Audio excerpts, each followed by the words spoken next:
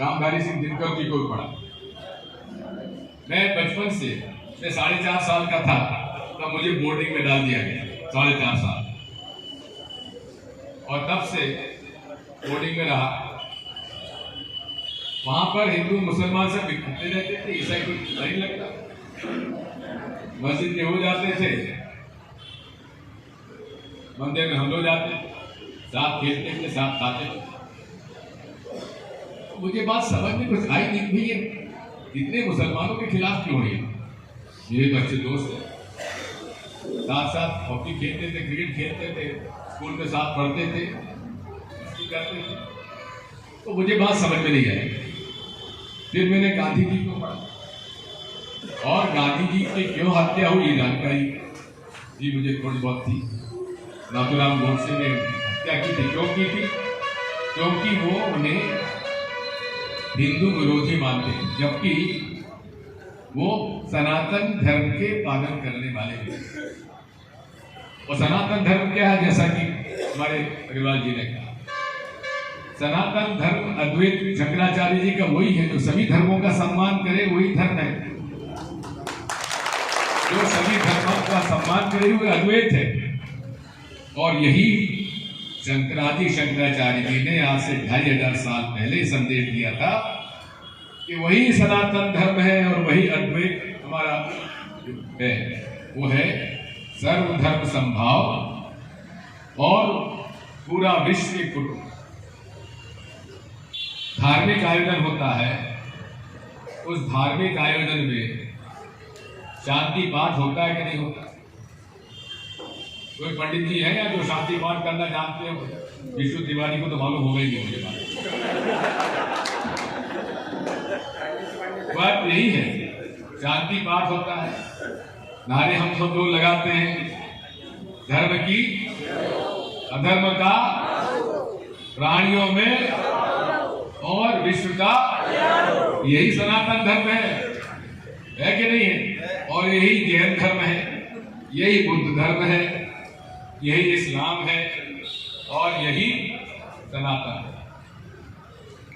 अब स्वामी विवेकानंद जी के बारे में कहते हैं कि ये बड़े हिंदूवादी थे, ये हिंदू धर्म को सही व्याख्या करना जानते थे और उनका शिकागो में दिया गया भाषण आज भी विश्व में माना जाता है कि सनातन धर्म जो सबका विश्व का सबसे पुराना धर्म है, वही धर्म का मूल आधार है।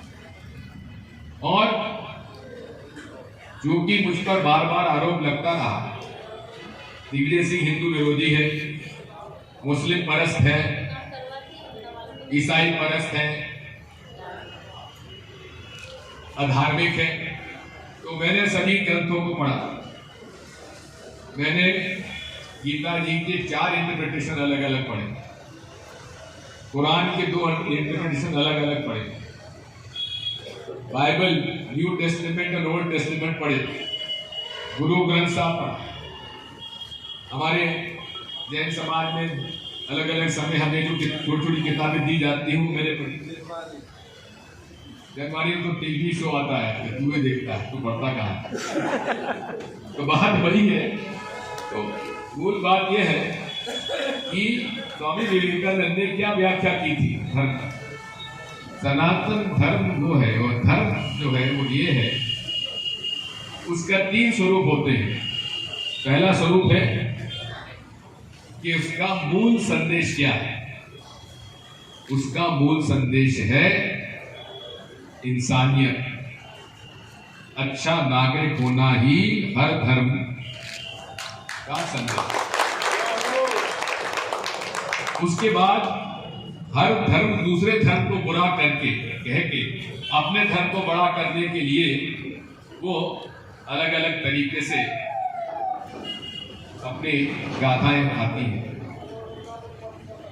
उसके बाद अलग अलग प्रक्रिया हो जाती है, रिचुअल जिसे कहते हैं। ऐसे बैठ के पूजा करो, फिर ऐसे खड़े होकर पूजा करो और उधर देख के नमाज पढ़ो, ये सारी जो है ये प्रक्रिया रिचुअल।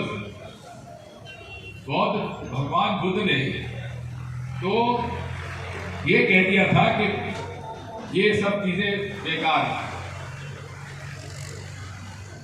सत्य, अहिंसा, प्रेम, सद्भाव, यही हर धर्म का मूल संदेश है। इंसानियत, हक और अच्छा नागरिक होना, भलमनसाहत, यही हर धर्म का मूल संदेश है। और इस मूल संदेश को हमारी गीता ने भी कहा है, अद्वैत ने भी इसका उल्लेख है, इस्लाम में भी है, बाइबल में भी है, और गुरु ग्रंथ साहब को मैं आपसे कहता हूं कि बाकी आप सब धर्म को पढ़िए, लेकिन गुरु ग्रंथ साहब को जरूर, गुरु ग्रंथ साहब, गुरु जी ने, गुरु नानक जी ने हर धर्म के जो अच्छे कवि थे, अच्छे प्रचारक थे, उनके सबके दोहे उसमें डाले गुरु ग्रंथ साहब। और जो आज स्वर्ण मंदिर है अमृतसर में, उसकी नींव आपको पता किसने रखी थी? एक मुस्लिम फकीर ने रखा। अमरनाथ के शिवलिंग किसी हिंदू ने नहीं ढूंढा था, एक मुसलमान ने ढूंढा। देश का संस्कार, संस्कृति और इतिहास को समझो। ये पहले चड्डी छाप और अब ये पेट्रोल छाप जो आ गए हैं, ये धर्म नहीं है। कहते 500 साल पूर्व हम भगवान राम को ले आए। अरे नालायकों, तुमसे नीरव मोदी नहीं लाया गया, विजय मल्ल्या नहीं लाया गया, तो भगवान राम को ले आया। कहते भगवान राम लला, कहते तो राम लला, हम आएंगे मंदिर वही बनाएंगे, मतलब मस्जिद तोड़ के बनाएंगे। इनको धर्म से कोई लेना देना नहीं था, इनको मस्जिद तोड़ना। क्योंकि ये लड़ाई किसने लड़ी? ये लड़ाई निर्मोही अखाड़ा के लोगों ने 1850 से लड़ी। और जो गोरखनाथ जी के आज शिष्य मुख्यमंत्री बने हुए हैं, उनके संस्था ने, इनके गुरु, इनके अभेद्यनाथ जी महाराज, हम दोनों मेंबर पार्लियामेंट साथ थे 91 में। वो निर्दलीय थे, मैं कांग्रेस से था, और मेरे एक पूर्वज नाथ संप्रदाय को उन्होंने स्वीकार कर लिया था। तो मैं जब भी गोरखपुर जाता था तो नाथ गोरखनाथ मंदिर में जाके धोख देता था, और आके मैं प्रेस में बोलता था कि ये जो मैं आदित्यनाथ जो है, ये गुरु गोरखनाथ जी का संदेश नहीं दे रहा, क्योंकि गुरु गोरखनाथ जी ने तो उन लोगों को अधिकार दिया था जिनको के मंदिर प्रवेश निषेध किया था। जो हमारे धर्म में जिनका प्रवेश निषेध था, उनको उन्होंने नाथ संप्रदाय में शामिल होकर उसको उसमें स्वीकार किया। वो संदेश था। और अब इतिहास की बात करो तो क्या कहें, नरेंद्र मोदी जी ने वहां जाके कह दिया कि साहब गुरु गोरखनाथ जी के साथ संत कबीर बैठ के चर्चा किया। एक 12वीं सदी में हो, एक 16वीं सदी में हो। बात यह है कि हम उनके ज्ञान को ज्यादा बात नहीं करना चाहते। नरेंद्र मोदी जी बड़े ज्ञानी हैं, बड़ी बड़ी डिग्री होल्डर हैं, लेकिन पता ही नहीं पड़ी डिग्री है कहाँ की। आज तक डिग्री कौन सी उनकी है और कौन से विषय में उन्होंने ग्रेजुएशन किया है, पोस्ट ग्रेजुएशन किया है, आज तक विश्व में वो सब्जेक्ट ही नहीं है। Entire political science. और जब आरटीआई में उनकी डिग्री दिल्ली यूनिवर्सिटी की मांगी गई तो ये कहा गया ये गुप्त है, ये गुप्त है, किसी को नहीं बताई जा सकती, केवल नरेंद्र मोदी जी और अमित शाह जी के पास है। बात ये, अब उन्होंने रामलला जी का आंदोलन क्यों चलाया? अधिकार था निर्मोही अखाड़े का। 1925 में आरएसएस का गठन हुआ, राम मंदिर का विषय नहीं था। जनसंघ का गठन हुआ 50 के दशक में, राम मंदिर का विषय नहीं था। भारतीय जनता पार्टी बनी 80 में, उसमें राम मंदिर का विषय नहीं था। आप तो बात कह सकते। विश्व हिंदू परिषद गठन हुआ सन 65 में, राम मंदिर का कोई विषय नहीं था। राम मंदिर का विषय कब आया? जब भारतीय जनता पार्टी संसद में 2 सदस्य रह गए थे, तब उनको लगा कि हम तो मालूम हो गए। तब भारतीय जनता पार्टी ने, और इसका तो एक वीडियो भी है, जब अडवाणी जी कह रहे हैं कि जब विश्वनाथ प्रताप सिंह जी ने मंडल कमीशन ले आए तो उन्होंने जॉर्ज फर्नांडिस से कहा कि आप हमको मजबूर कर रहे हो, हम अब वापस उसी रास्ते में जाना चाहते हैं, चले जाएंगे। और उन्होंने राम मंदिर के विषय को उन्होंने हाथ में ले लिया। कोई भगवान राम के प्रति श्रद्धा का विषय नहीं था उनके लिए राजनीतिक मुद्दा। और रथ यात्रा चली, शिलाओं की पूजन कराई, आपसे भी कराई होगी। बात यह है कि जनता जनार्दन से कराई, पैसा होगा। अब आए थे तो हमने दे दिया, चलो भाई मंदिर बनाने हम भी चंदा दे दिए। अब पूरा देश में ऐसा जहर बोया कि जो विषय था उसको उन्होंने एक नफरत का एक मुद्दा बना दिया देश में, नफरत। उसके बाद से ही हिंदू मुसलमानों के बीच में भयंकर ये लड़ाई झगड़ा शुरू हुआ, दंगे फसाद होना चाहता है। साथियों, आगे इसी प्रकार का यदि आप देखेंगे तो राजीव जी के समय वीर बहादुर सिंह मुख्यमंत्री हुआ करते हैं, वो गोरखपुर के थे और गुरु गोरखनाथ जी के शिष्य थे। उनको को ये था कि भाई किसी तरह राम मंदिर वहां पर, इस रामलला मंदिर का जो झगड़ा है तो निपटाना चाहिए, बाबरी मंदिर। तो उन्होंने राजीव जी को तैयार किया और राजीव जी ने नारायण तिवारी जी मुख्यमंत्री थे, उनके सबसे मिलकर, सरदार बूटा सिंह जी गृह मंत्री, उन्होंने मिलकर उन्होंने वहां पर यह तय किया कि चलिए अब विवादग्रस्त 2.25 एकड़ जमीन का झगड़ा था, उससे हटकर जहां विवाद नहीं था वहां उन्होंने कहा इसको शिलान्यास करवा देते, मंदिर वहां बना देते। अयोध्या जी में जन्मे है ना, तो अयोध्या जी में राम मंदिर बनाओ, किसी को आपत्ति नहीं है। तो वीएचपी ने कहा नहीं, हम इसे नहीं मानेंगे, जब तक मस्जिद नहीं टूटेगी तब तक हम नहीं मानेंगे। मस्जिद टूटी, झगड़ा हुआ, फसाद हुए, दंगे हुए, कई लोग मरे। अब वो बेचारे जितने भी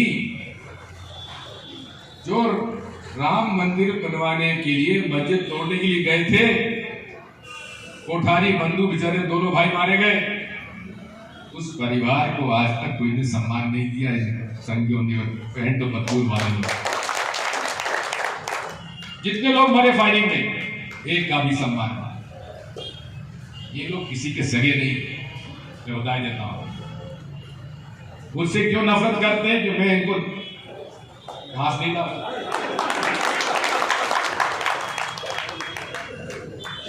और ना मेरे से डरता, मैं पकड़ आदमी, ना ईडी से डरो, ना आईटी से डरो, ना सीबीआई से। जेल भेजोगे चले जाएंगे, क्यों डरते हो? मैं तो ये कहता हूं, ये सबके लिए संकट का समय है। लोकतंत्र खतरे में है, ईवीएम मशीन आ गई, हमारा भारतीय संविधान खतरे में है, अमीर गरीब की लड़ाई के कारण अर्थव्यवस्था खतरे में है, नफरत हिंदू मुसलमानों में बढ़ती चली जा रही, इसमें सामाजिक हमारा स्वरूप है उसके खतरे में है। और मैं आपसे कहना चाहता हूं, ये समय संकट का है।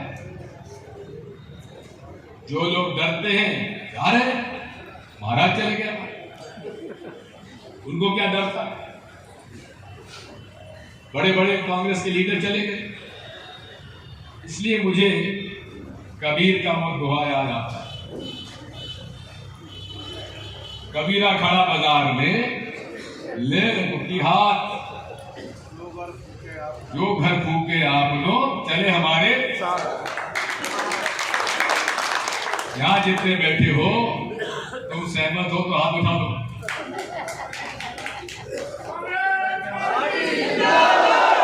धन्यवाद। अब ये है कि डरना मत, तुम पर छोटे मुकदमे बनेंगे। अरे 151 का मतलब ये है कि छोटी मत, उसमें तहसीलदार SDO ये छुट्टी लेके चले जाते हैं कि इनको जेल भेजो। ये घोर अपराध है, गैर कानूनी है। अरे मैं 10 साल तक मुख्यमंत्री रहा, एक भारतीय जनता पार्टी का एक RSS का लीडर कह दे उनके साथ मैंने अन्याय किया हो तो बताओ।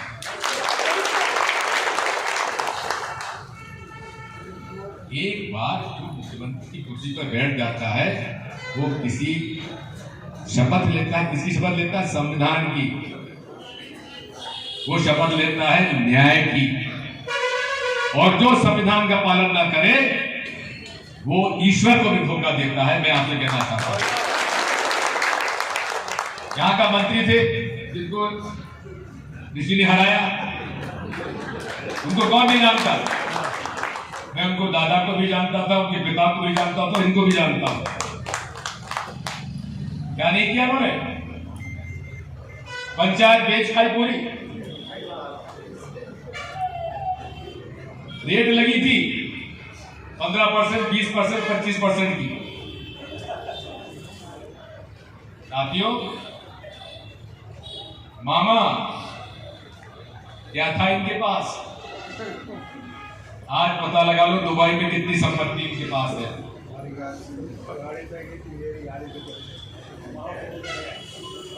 ये वो लोग हैं जो चुनाव लड़के पैसा कमाने आए हैं और कुर्सी पर बैठने के बाद धंधा करते, व्यवसाय करते। ये गरीब निर्दोष भले लोगों के लिए, इनके लिए कोई जगह नहीं है। ये वो लोग हैं जो मूल रूप से व्यवसाय करते हैं, अधिकारी कर्मचारियों को भी बेईमान बनाते हैं, भाजपा के कार्यकर्ताओं को भी बेईमान बनाते हैं और बेईमान कांग्रेसियों को भी भाजपा में ले जाते हैं। अच्छा है, अरे शुद्ध हो।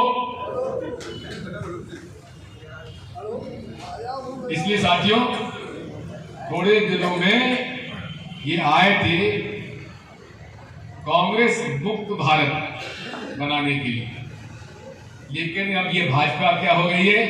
कांग्रेस युक्त भाजपा हो गई। वे बेचारे नाथूलाल जी मंत्री, RSS के सबसे पुराने, और भी हमारे आर्य समाजी जो RSS के रहे, कहां है? कोई है उनका कोई राजनीति में, जनसंघ में, जनता पार्टी में, भारतीय जनता पार्टी में? वो चरित्रवान लोग थे, ईमानदारी से काम करते थे, चना खा के साइकिल पे जाके दौरा करते थे। कैलाश जोशी जी संत, आज वो लोग कहाँ हैं? उनके परिवार कहाँ पर है? दीपक जोशी हमारे पास आया 91 में, मैं PCC प्रेसिडेंट था, मुझे कांग्रेस में ले लो, मैं PCC प्रेसिडेंट था और भाजपा की सरकार थी ना, पटवारी मुख्यमंत्री थे। मैंने कहा दीपक ऐसा मत कर, मैं वो कोई काम नहीं करूंगा जिससे कि तेरे पिताजी कैलाश जोशी जी को दर्द। मैंने मना कर, ये उसने खुद ने पब्लिकली सुनाया दीपक ने, मैं तो भूल गया। प्रश्न इसी बात का है कि आज ये देश संकट में, हाँ,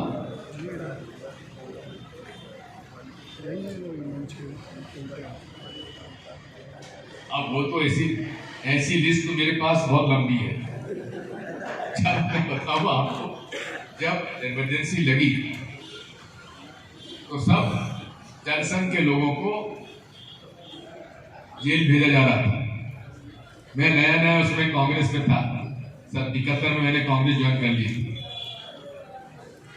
तो मैंने राघोगढ़ के विधानसभा का रामप्रसाद शिवहरे पहले चले गए जेल में, उनको छुड़ाने के लिए हर संभव कोशिश करके उनको मैं जमानत पे छुड़ा लाया। सेठी के पास गया कि साहब आप मेरे इलाके से आप किसी को बंद नहीं करोगे इमरजेंसी के दिनों, तो बोले कि नहीं दिग्विजय ऐसा मत करो, तो मुझे सूची दो किस चीज को बंद कराना है। मैंने कहा मेरे खास छुड़ाने वालों की सूची है, बंद कराने वालों की सूची है।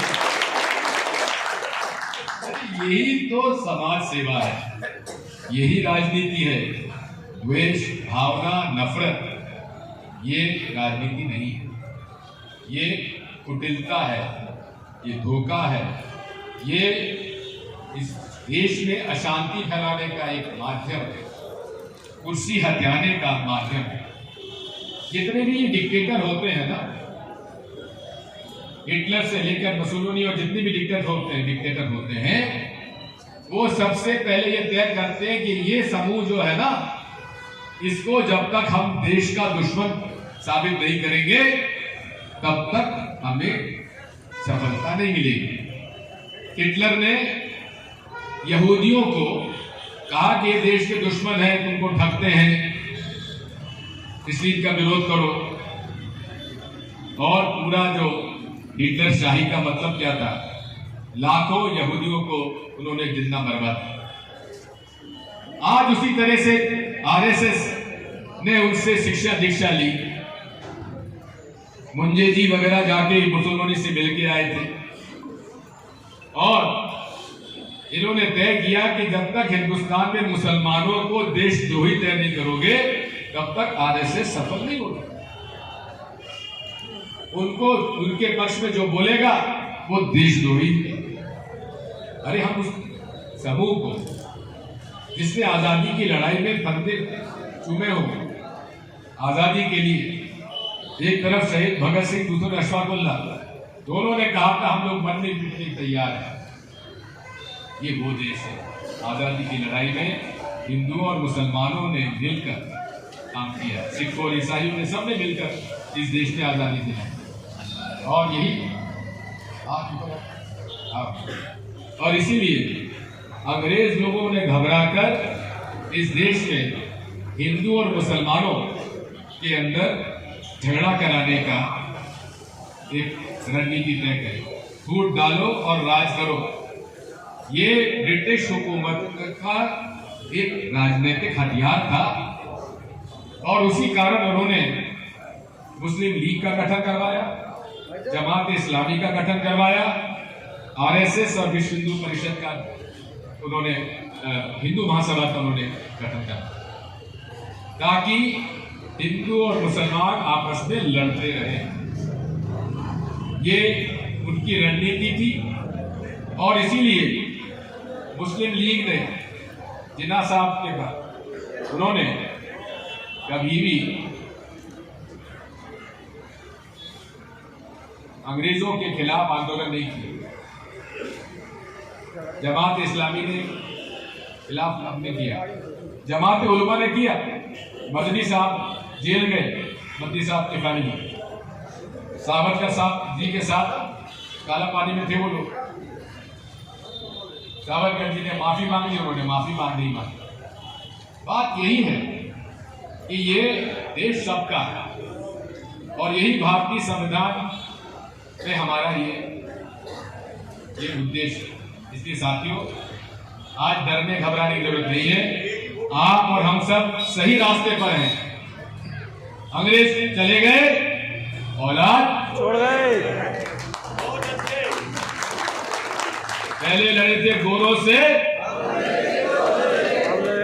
यही लड़ाई तो लड़ना है, और यही लड़ाई राहुल गांधी लड़ रहे हैं। वो मंत्री बन सकते थे, प्रधानमंत्री बन सकते थे, मना कर दिया। और कन्याकुमारी से लेकर कश्मीर तक पैदल चले। संदेश क्या था? नफरत छोड़ो। क्या संदेश था? नफरत के बाजार में, अरे यही तो सनातन धर्म है, यही भारतीय संविधान है, यही इस्लाम है, यही ईसाई धर्म है, यही सिख धर्म है, यही बौद्ध धर्म है, यही जैन धर्म है। नफरत छोड़ो। अब क्या है, हम जब दक्षिण से उत्तर तक यात्रा कर रहे थे तो लोगों की शिकायत आई थी कि साहब हमारे राज्य में नहीं आए, हमारे राज्य में नहीं आए। हम लोगों ने तय किया था पूरब से लेकर पश्चिम की यात्रा कराएं। उन्होंने पूरब से शुरू कर दी और उन राज्यों में जा रहे हैं जहां हमारी यात्रा नहीं गई। और संदेश क्या है? न्याय। न्याय की कौन से 5 उद्देश्य है? किसानों को न्याय, मजदूरों को न्याय, युवाओं को न्याय और महिलाओं के। ये 4 उद्देश्य है। और 5वां है भागीदारी, या कि सबको साथ लेकर इस अन्याय के खिलाफ लड़ाई लड़ो। ये भारत जोड़ो न्याय यात्रा के उद्देश्य से राहुल गांधी जी 2 मार्च को मुरैना में प्रवेश करेंगे और 4 तारीख को गुना से निकलेंगे। ऋषि ने और मेहरबान ने तो आपको बात बताई है। आप सब लोग जितनी ज्यादा तैयारी कर सको करो, ये मेरी आपसे प्रार्थना है। और साथ में मुझे ये भी आपसे अनुरोध करना है कि हम सब लोग जब हमने संकल्प लिया है तो इस यात्रा की सफलता भी आप और हमारे साथ है। इसलिए सब काम छोड़ के, गेहूं कटाई चल रही है, समय थोड़ा सा गड़बड़ है, लेकिन फिर भी एक दिन के लिए, कुछ घंटों के लिए आने में क्या दिक्कत है? लाएं। और एक ऐतिहासिक, अब 2024 का चुनाव लोकसभा का आ रहा है। भाई देखो, मुझे तो 2003 से लेकर आज तक इस मशीन पर भरोसा नहीं है। अरे बटन दबाओ, पता ही नहीं पड़ता कि वोट का हमारा कहां गया। मैं तो इसका घोर विरोधी था, हूं और रहूंगा। बात यही है कि ये सारा खेल अब वीवीपैट मशीन आने के बाद और आसान हो गया है, क्योंकि इसमें अब वीवीपैट मशीन में सॉफ्टवेयर डाला जाता है। और वो सॉफ्टवेयर क्या है, ये हमें चुनाव आयोग बताने से चूक रहा है, मना कर रहा है, अड़ गया कि हम आपको नहीं बताएंगे। क्यों नहीं बताओगे? अरे निष्पक्ष चुनाव कराने की जिम्मेदारी आपकी है। जब आपकी जवाबदारी है तो हमारे विपक्ष के लोगों की आप बात सुनते क्यों नहीं हो?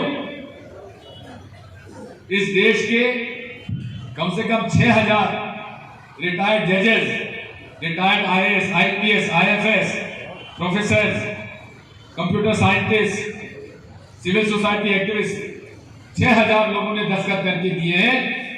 हमें बताइए कि इसमें इंटरनेट जुड़ता है कि नहीं जुड़ता है? कोई उत्तर नहीं। हमें बताइए कि इसमें सॉफ्टवेयर क्या डलता है? कोई उत्तर नहीं। इसमें चिप कहां से आ रही है? बताइए, कोई उत्तर नहीं। और भारतीय उच्चतम न्यायालय के न्यायाधीश चंद्रचूड़ जी ने सुझाव भेजा कि माननीय चुनाव आयोग की में जो आप सदस्य बनाएंगे उसमें 3 सदस्यीय कमेटी होना चाहिए। Chief justice of India, prime minister और लीडर ऑफ ऑपोजिशन, क्योंकि चुनाव आयोग निष्पक्ष होना चाहिए। अगर चुनाव आयोग ही एक पार्टी को समर्थन कर रहा है तो काहे की मदर ऑफ डेमोक्रेसी? कोई मदर ऑफ डेमोक्रेसी नहीं। और यही हो रहा है। मोदी जी को यदि मैं चुनौती देता हूं मोदी जी को, आप बैलेट मतपेट हमारे मतपत्र से अगर चुनाव कराने तैयार हो जाओ तो मैं चुनौती देता हूं कि आपको 200 सीटों से ज्यादा नहीं मिलने वाली।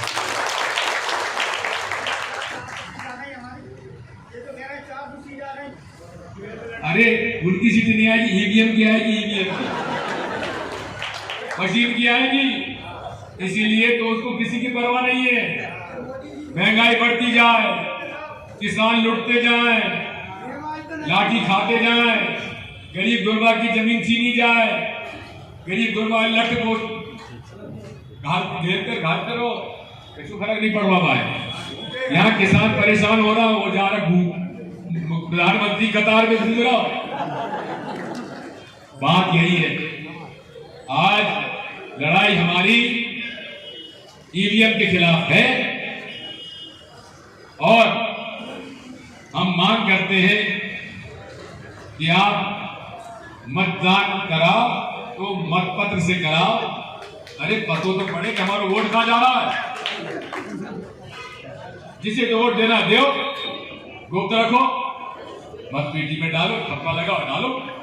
और तुम्हें इतना ही प्रेम है ईवीएम मशीन से, तो वहां की जो 7 सेकंड के दर्शन हुए नहीं, अरे वहां दर्शन हमें मत दो, हमें तो बात पकड़ा, हमारे हाथ को देख ले और हम बात पेट में डाल दें।